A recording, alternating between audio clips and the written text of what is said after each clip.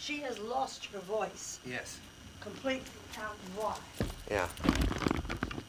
Do you remember when she started?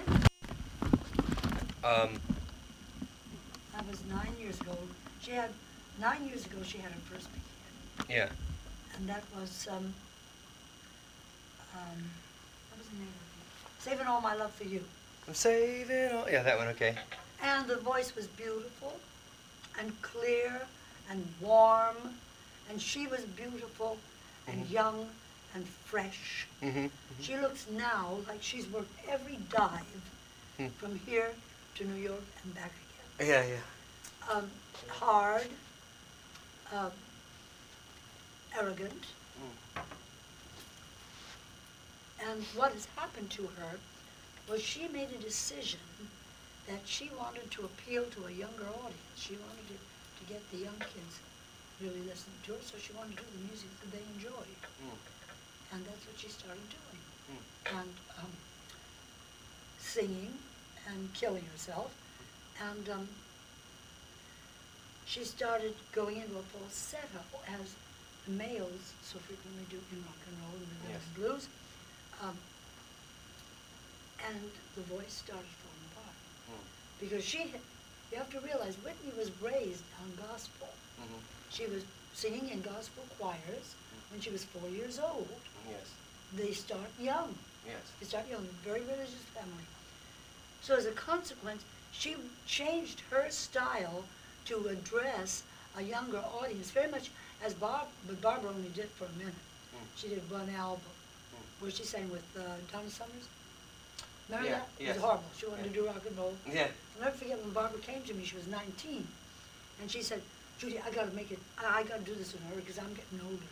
I'm getting old. Well, even Sammy Davis made a quote-unquote pseudo rock and roll thing, and after I listened to it, I never heard anything after that. I said, oh, no. Oh, no, that's when he developed nodes. Yes. He had 21 of the freaks. We won't talk about Sam right now.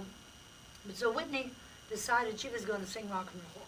Barbara decided she was going to sing rock and roll, but it only lasted for a minute. Right, yes. Michael? Yes.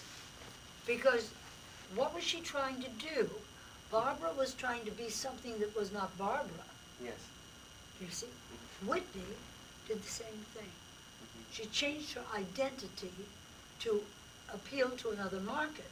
Barbara did the one album and realized they don't like me because I'm not being me. Yes. That it was not her thing. Yes. Right? So she cut it. Yes. People didn't want to hear Barbara Streisand do rock and roll. She could hit all the notes and no falsettos. Yes. Judy Davis. Judy Davis. Yes, dear. All right, sweetheart, drive carefully. We'll see when we get here. We're going to do a lot of interesting stuff. Okay? All right, dear. Bye-bye. So, let me finish. What Whitney has done is to change herself. She's not being Whitney. She's changed along about 4 years ago. And she started doing all this rock and roll crap. And this, this wandering around. So the first time I heard this, I thought, what's she talking about? But I couldn't understand what she was talking about, let alone what she was singing about. And what the hell kind of opener is that? Yes. It was a real downer. I'm going to leave because if I don't, you won't get on with your life, and blah, blah, blah. Yeah. Really a drag. And in between all these falsettos, now that's what did the damage. You understand that, Mike? Yes. Because you understand about the difference between the two. That there's a sheet in there, like a little tissue, or what is the word I want? Membrane? Membrane. Yeah. That holds the false chords to the true chords. And these were designed not to be used for singing, but to take over if there was injury to the true chords. Yeah. Now she's done this and gone back and forth, over and back. Oh, you hear her. She slips right from one note into a falsetto. Yes. She has, the membrane has deteriorated. It no longer adheres. So she can go for a note in her own voice and it'll just slip. Yes. It's called a slipping larynx. Do you see? Yes. It's lost its elasticity. It is not impossible to repair it. At all. She's done. She is done. Even As a if you singer- stop singing No. for a year or 2 years No. and just let it No, maybe it will heal not. itself? No, Or? it won't heal itself. Because it's lost its elasticity. Like a like a piece of elastic. Mhm. If you stretch it and stretch it, you can let it lay in the drawer, it will not go back. Mhm. And this piece that joins these two has lost all of its resilience. There's nothing there. Yes. This is why women in the operatic field go down by the time between 46 and 50. They're through. Yes. Because they've gone through the menopause, the muscular structure changes. Men don't do that. Now, what effect does, let's say, having a glass of wine every other night or every? Well, it has an effect, but we're not into that. Yeah. That has nothing to do with this. That just dries out the vocal cords. So back to where I was. The men in the operatic field never sang in a falsetto because the roles they played were macho, and that's not the sound of a macho man. Yeah. A gay man, yes, Yeah. but not a macho. It has proven to be effective for little boys doing rock and roll. Why? Because sexually, that sound does not challenge little girls. That's why they're so strong with the bobby sock tubes. This is important for you to understand. Because that sound of the falsetto to these little kids, they're not threatened sexually because it sounds like their voice, the little girl. Yes. Do you see? They have the long hair, and they sing in that falsetto, and they're not threatened by it as males. Men's vocal cords basically are thicker and longer than women's, so they don't break down as fast. Yes. But take a look at the people who have broken down, people who stepped outside of their range and used that falsetto. When Mary Martin did South Pacific on Broadway, they brought Itzio Pinza out of Retirement. he Yeah. was 68 years old. Yeah. He worked for 2 months before they went into rehearsal on his voice. He never sang better. It was wonderful. All the richness, all the warmth, the beauty of the voice was there. Yes. And for 3 years, South Pacific on Broadway. Yeah. Never had a breakdown. Because men in the operatic field don't use a falsetto because of the roles they play. They're masculine. Yes. Women do, and they're trained to do it, to go back and forth over that bridge, back and forth. But ultimately, when they go through the menopause, the muscles, I can promise you, deteriorate to a certain degree, and not only that, but they don't appear 5 nights a week. They may do Traviata for 3 nights here, they have 2 weeks off, and they do it in Denver. Or they have a week off, and they do it in Los Angeles. Or they have 3 weeks off, and they do it in New York for 4 performances. Yes. You see, just so 2 or 3 performances. And then they have time off. Yes. So as a consequence, they do, in a sense, last.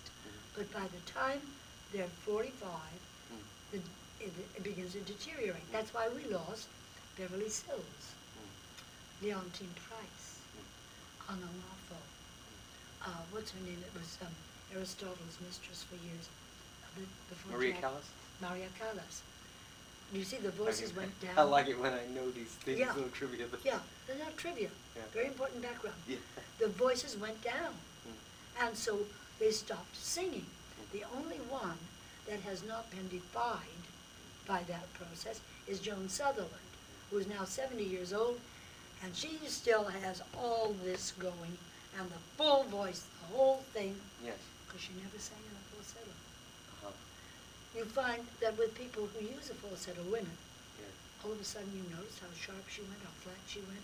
She was all over the place. Yeah, it was, she just didn't want to listen to you. Even her own sound, Yeah. in her own true voice, she still was flat and sharp because of, I guess, terror that it's going to slip on her. And I think, my personal feeling is I think that she was talking more because she was afraid to sing because Of they would course. find out more about her voice. That's right. And by letting personality try to substitute for actual And all talent. this crap, at any rate, the point is, she has developed well as an actress, thank God.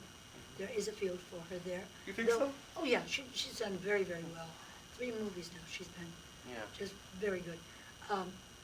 How many roles she can play. Now, she's doing the thing for Disney, Cinderella. Oh.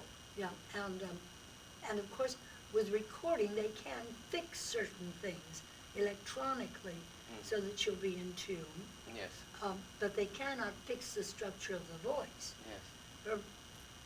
She's through. What would really No, probably blow away people is if she starts doing performances with recorded music, like they found those singers a few years ago that were they weren't really singing. Well, that is nothing. Yeah. That's been done in the motion picture industry for years and years and years. You don't really think Audrey Hepburn was singing in My Fair Lady. No. No. One lady does all of it, and she's fabulous. But at any rate, the point is that that cannot be restored.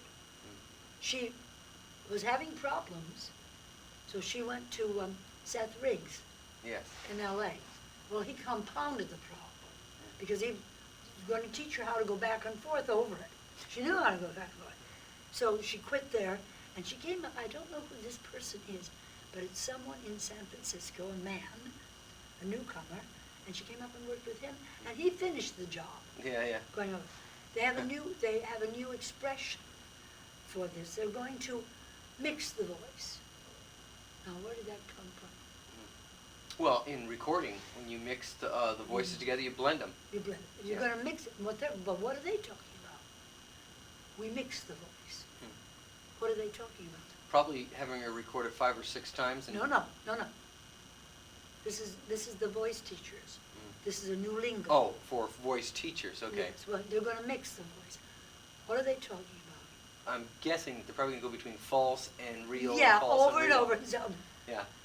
which is not new, but you see how that's a Hollywood term for it. Yes. All the voice teachers in Hollywood are going to mix the voice.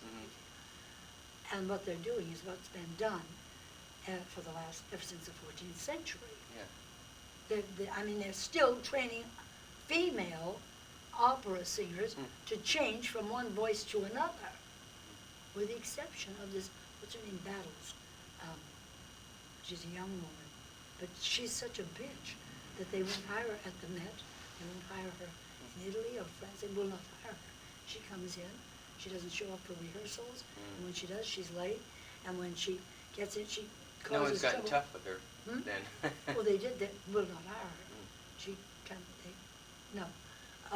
She was. I refuse to perform unless you fire that singer. Someone, or this man. She causes problems with the rest of the cast. She's a bear to whoever she's working opposite the male. She's just a bitch. I did hear her perform with Wynton Marsalis. Pop. Man, she is good. One voice. No change of register. No, that's good. Like Joan Sutherland, Yes. who is in her 70s. She's retired. She's tired of traveling. No. You know, and also another problem is when you get people like Whitney Houston, at one point you would think they can sing a song straight, but then there is this, in pop music today, there is this reliance on the blues scale. Now, are you familiar with the blues scale? You know, the flatted fifths and flatted thirds. And I know all that. They call certain things jazz. All of the standards are, I'm a jazz singer. The hell you are. They want to do all these riffs. Stevie Wonder started that, and why did he do? He only did it on notes he was going to hold, because he didn't know what to hold. What do you mean? Well, if you're on an I sound, Yes. he didn't know hold the os reading and go to the E. Yes. He was trying to sing I as one sound, and I can forgive him. Yes. Because he'd get on an ending note, and then he'd do all these riffs, and on him it sounded great. Yes. It wasn't falsetto, but he'd do these riffs. Yeah. And on him it was great. Then you pick up a copy of the music, and you find out that that's changed since he sang it, and the good singers are singing just the melody line and not doing all of Stevie Wonder's riffs. He did them fabulous. Yes. But nobody else can do. That's his thing. Yes. She's trying to appeal to a younger audience, and in the attempt has ruined her voice, and there is no way it can be repaired. There is no way. Once a larynx, years ago they tried with Gallicucci, who was a very famous, isn't he cute? That face. That face. A very That famous wonderful. opera singer who had a slipping larynx. And they surgically tried to stitch that together. Oh yeah, she was out for a year. And we came back and sang for about, I guess maybe 3 months. And it tore again. So they tried it one more time. And then it did the same thing. So that's the end of Gallicucci. Madame Gallicucci. Fabulous. So we know that there's no restoring that. It's like you lose an arm. There's no way you're going to restore that arm. You ought to see some of the new stuff they came out with. I see. Very close, but it's No still ain't longer the same. hooks. They have it looks and it will respond. I know. They're doing wonderful things, but it's not the same flesh. No. No. Close enough for jazz. Yeah, right. But when push comes to shove, it's not the same. But at any rate, that's beside the point.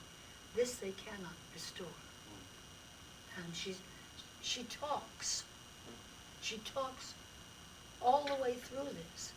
Wow. All the way from on and on, walking back and forth across the stage, etc., etc.